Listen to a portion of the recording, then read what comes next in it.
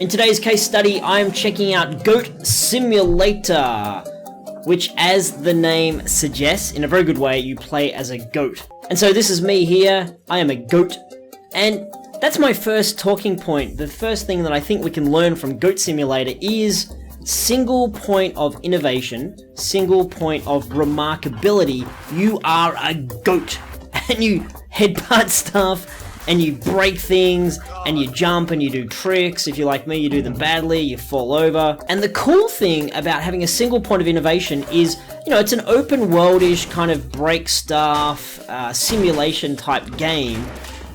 In this game, they don't need any other craziness, innovation, funky systems, new things they're making. It's just the goat part carries the whole game.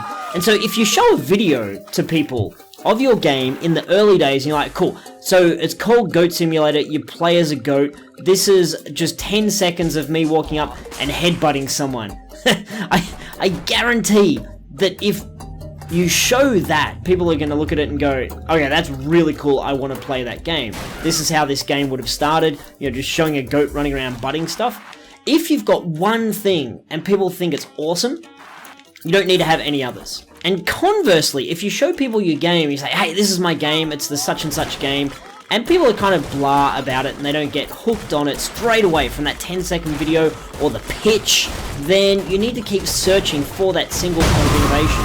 Oh, let's get the crap exploded out of me. If you're a big AAA studio, you can have tons of new features and new ideas and characters and levels and modifications and just heaps of stuff. But if you're an indie, you have to have just one. You don't have the time and budget to have a zillion. So I love the way Goat Simulator does that. It's just, you're a goat, go break shit, because that is top-notch, good fun. The second thing I think we can learn as I stare down this track, come on, take me on. Oi, oh, ah, oi, ah. Okay. The second thing we can learn in this game is that everything has a score and everything feels like an achievement. So if I run up and I bang into a lamppost, I'm getting points for that, and it's acknowledging the particular thing that I did. And if I bump into a garbage bin or a car, or it says there a skill shot, headbutt car, everything feels like the game really understands what I'm doing, and it's giving me points for that. And that's adding to the richness of the open world. This little sign here has a reason to it. If I hit it, bing, it goes flying and I get points. This truck has a reason. If I headbutt it, bam, you know, or if it runs over me is the case, then I get points for hit by a truck. And this gives meaning to the open world game, and it makes every action I take feel special. And in a game that's very open-ended, I love this bit here, these guys cheering, hey, whoa! In a game that's very open-ended, like this open world simulation type game, it's very easy for players to say, well, what the heck am I doing here? You know, what's the point? I'm kind of bored if I don't have a purpose or a goal. And you don't want to have to go and invest in story and quests and tons of features. Although, side note, there's a weird-ass goat MMO that you can play as well. But for now, I'm just talking about the core gameplay. Is if you don't have the time and budget, money to invest in all of those things, you know, a quest system and character system and cutscenes and cinematics, then look to what else can I give meaning to? What else can I give a goal to? What else can I give a purpose to? Just standing here, he runs into me. What do you want to do in this game? You want to bust shit. Cool. Let's give that a score. Let's give that points. Let's give that multiplier. Let's make funky things happen when you blow up stuff. So I really like that. I think you can learn that for your game as well. And the third thing I want to talk about that we can learn from this, particularly if you've got an indie game that has a not so serious tone like this game, is glitches are funny as hell. Like, what is going on here? And like, the game is, you know, it's a goat, right? So it's just from the get-go, it's stupid and silly. But I've seen a lot of teams and studios see something like this we're seeing on the screen now, this glitchy kind of head stuck, you know, wobbling thing, and his head stretching, and they'll panic and they'll spend months and months and months trying to fix that and eradicate it. But you know what, as a player, I don't care. And conversely, I kind of find it funny because I can take a video of this to my buddies and be like, look man, my goat is stuck in the door. That is literally his neck stretching. This is like gold for YouTubers who want to just create something stupid and dumb and silly. And, you know, when you start shooting out your tongue, which you can do, let me see if I can go lick some stuff. You know, it gets even glitchier and weirder and you know, strange stuff happening. So, you know, my tongue is stuck to a basketball. What could go wrong here?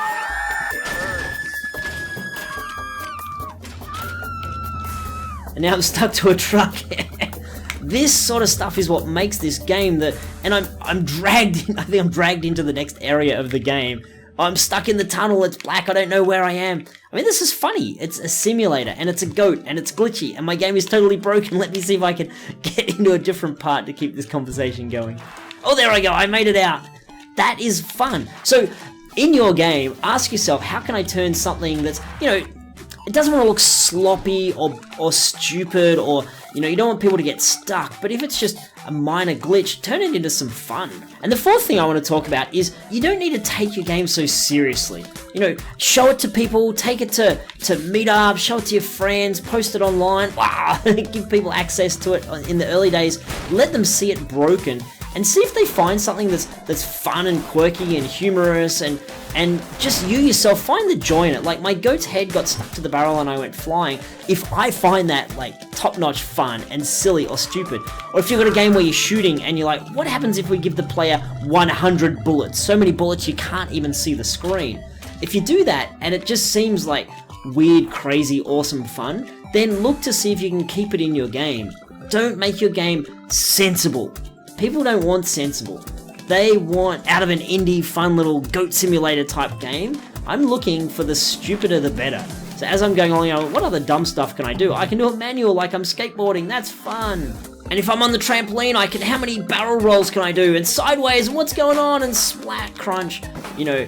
I'm looking for fun. So make your game fun, make it funny, make it silly, make it quirky, and see how it feels. Make it over the top. Set your values to 1,000 instead of 2.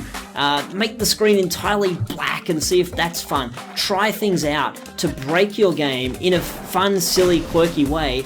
And if you are pushing the envelope to see what's funny or silly or quirky or interesting or different, then that never gets tired, does it? Whee! Let's see how far we can push this person down the street. It's just so wrong, but so good.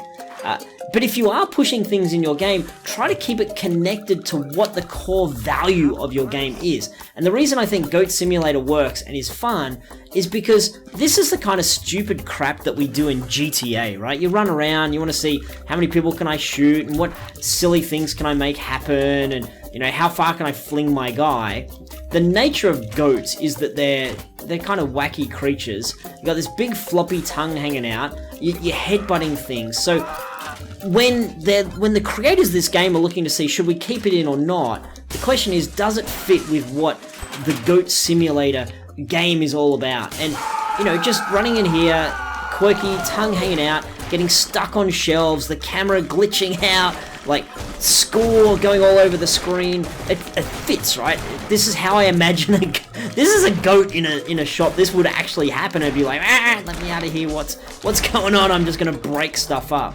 So the glitchy kind of goofiness fits with the whole vibe of the game. But, you know, if you got a really serious, like, JRPG, then you might not want to go for the glitchy angle, but you might want to go for something else in terms of just, you know, subtle humor, like, whoop, off you go.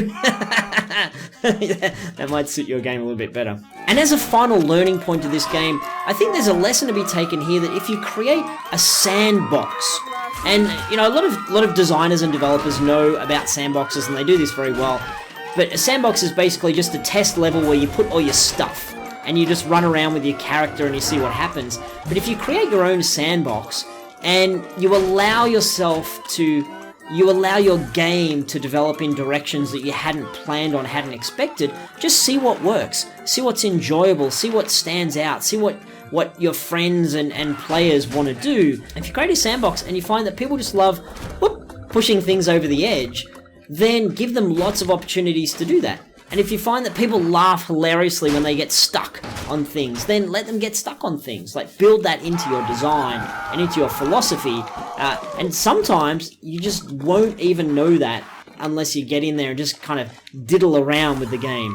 So don't rely just on your paper document. Actually get in there and make the thing, see what feels good, see what, go with your gut. That's what I'm saying. And I think Goat Simulator is a great big example of a group of people making a game where they just went with their gut and they're like, if it's fun and funny, it's getting in the game. Because I bet at some point when they were making this game, someone said, I'd love to be able to ride that bike with my goat. And the developers said, sure enough, why not? And they put the goat on the bike, which makes no sense and looks ridiculous. And my feet aren't even touching the pedal. I don't think they're even pedaling at the right time. But it is awesome. So if it's awesome, get it in your game. Woo!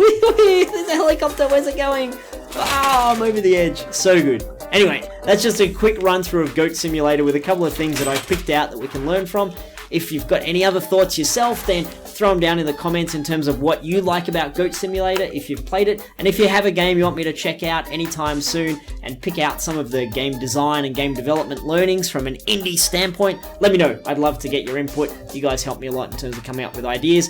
Until I talk to you again, good luck with your game creation and see you in the next video.